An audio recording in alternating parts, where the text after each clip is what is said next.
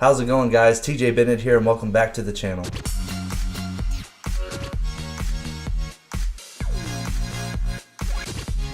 Today we'll be looking at classes. C# is an object-oriented programming language, and an object is a way to encapsulate logic and data. Classes are a tool that allow you to build custom objects that can contain data and do whatever you program them to do. For instance, let's create a person class. The syntax will look like this. We first type in lowercase class. Now we declare what the identifier of that class will be. Let's make a class person. We'll add a string name and int age to our person.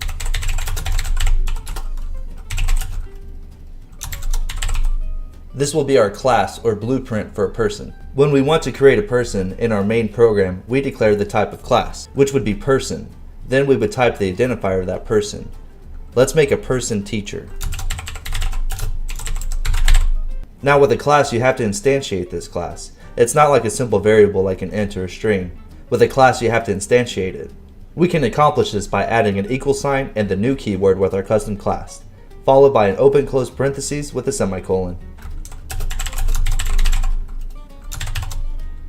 Below, we can assign our data members for our teacher person. We'll assign the name to TJ and the age to 30. You'll notice that we have errors saying that these members are inaccessible. This is because we need to make the variables in our class person public. When you don't add the public modifier, it defaults to private.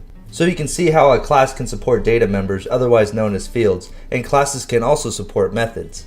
Let's add a public void talk method in our class and pass in the parameters string words.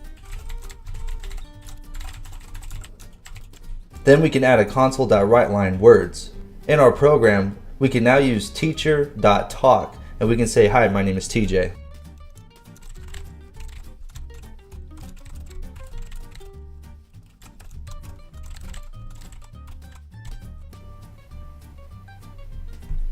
Notice how we're able to use this method inside of our static main method.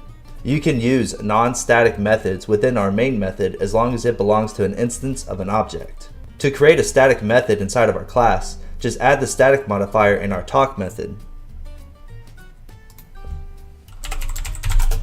You'll see we now get an error saying the method cannot be accessed within an instance. To fix this, we simply need to not use the instance of a person and instead use our person class.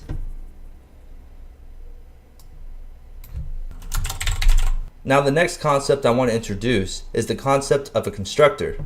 In our person class, we can create a special method that shares the same name as the class.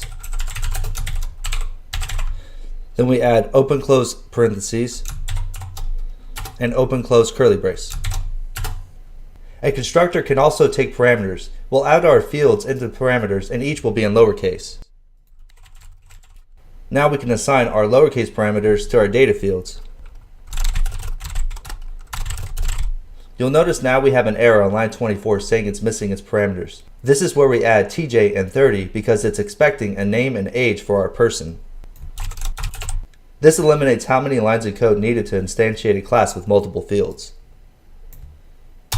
Another static implementation in a class is you can have a static data member, and that data member is accessible from that class using dot notation.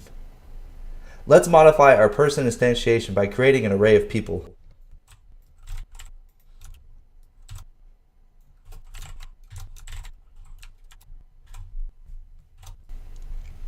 If we add a static int individuals,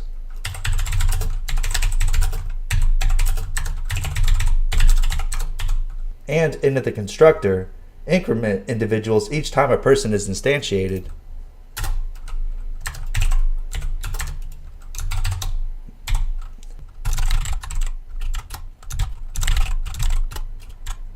when we display person.individuals, after each person is instantiated, we'll get the output 2.